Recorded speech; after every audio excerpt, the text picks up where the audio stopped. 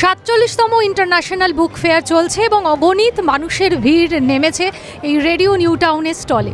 301 number stall আমাদের একেবারে gate number 6-এর সামনেই। আমরা এই মুহূর্তে পেয়ে গেছি আমাদের রেডিও নিউ টাউনের স্টলে বেবি সহেলি দাস, তাই তো? আচ্ছা, তা সে কিন্তু অনেক গুণী মানুষ। একাধারে যেরকম কবিতা লেখে সেরকম ছবিও আঁকে। কবিতার সাথে সাথে ভাব প্রকাশের জন্য ছবি আঁকাটাও তার একটা শখ বলা যায়। তো বেবির কাছে জেনে নেব বইমেলা সম্পর্কে বেবির ধারণাটা কি। বইমেলা আমার কাছে এখন একটা মিলন মেলা, কারণ মানে আসার পরে কতজনের সাথে পুরনো লোকের সাথে যে দেখা হচ্ছে, তার সাথে বই কেনার আনন্দ তো অবশ্যই আছে। তারপর কিছু প্রিয় লেখক, তাদের সাথে দেখা সাক্ষাৎ, আর এই যে বইয়ের গন্ধ, এটা একটা আলাদা একটা অনুভূতি। আমার বই প্রেমীদের জন্য এটা একটা বিশাল পাওয়া। বিশাল মানে বিশালই আর কি। তারপরে আমার এখন বাড়ির খুব কাছে, এটা একটা আমার একদম সোনায় সোহাগা হয়েছে। সে কারণেই। আচ্ছা, বেবি যখন আমাদের রেডিও নিউ টাউনের স্টলে এসেছে তখন তার লেখা একটা কবিতা শুনতে ইচ্ছা করছে।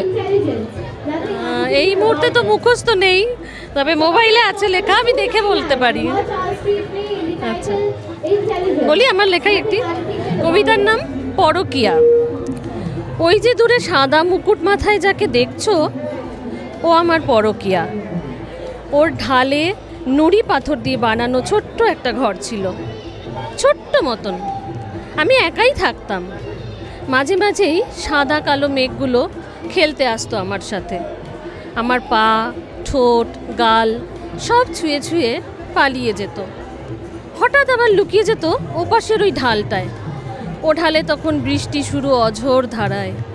এক নিমেষে ধুয়ে যায় আমার ছোট্ট ঘরটা, ভাসিয়ে নিয়ে যায় হাজার ক্রোশ পথ দূরে। হাতের মুঠোয় তখন মুকুট থেকে ছিটকে আসা এক টুকরো বরফ কুচি, যা দিয়ে সহজেই চিনে নিতে পারবে আমায়। আমার পরকীয়ার বুকে এভাবেই নিখোঁজ হই বারবার আমি। তার বাহুতে এক বিলুপ্ত নগরী তখন। আমি কিন্তু আবারও হাঁটি একটু একটু করে, একটা একটা করে নুড়ি পাথর কুড়িয়ে নিয়ে তোমার বাঁ দিকের বাহুতে আর একটা ছোট্ট ঘর বানাবো। এই শুনছো? আর কাউকে থাকতে দিও না কিন্তু। ওই জায়গাটা আমার, ওটা আমার পৃথিবী। সন্ধে নামলে সেখানে ভিড় করবে হাজার জোনাকি। ভোরের আলোয় যেখানে আমার পুরুষ আগুন রঙে সাজবে, সেখানে খুঁজো আমায়।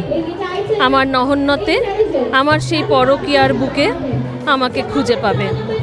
কান পেতে শুনো, আমি বলছি ভালোবাসি ভালোবাসি। বুকের ভেতর পাহাড় পুষেছ কখনো? আমি পুষি। স্মৃতিদের ঘুমোতে দিও না। বাহ, একেবারেই। আমরা সকলেই ভালোবাসি, আর ভালোবাসি বলেই ছুটে ছুটে আসি এই বইমেলায়। এই বইমেলা যদিও শেষের দিকে, কিন্তু শেষ হয়েও হইল না শেষ। আবার পরের বছরের জন্য প্রতীক্ষা, আর এই ভালোবাসাকে বুকে ধরে রেখেই সামনের বছর আবার হবে।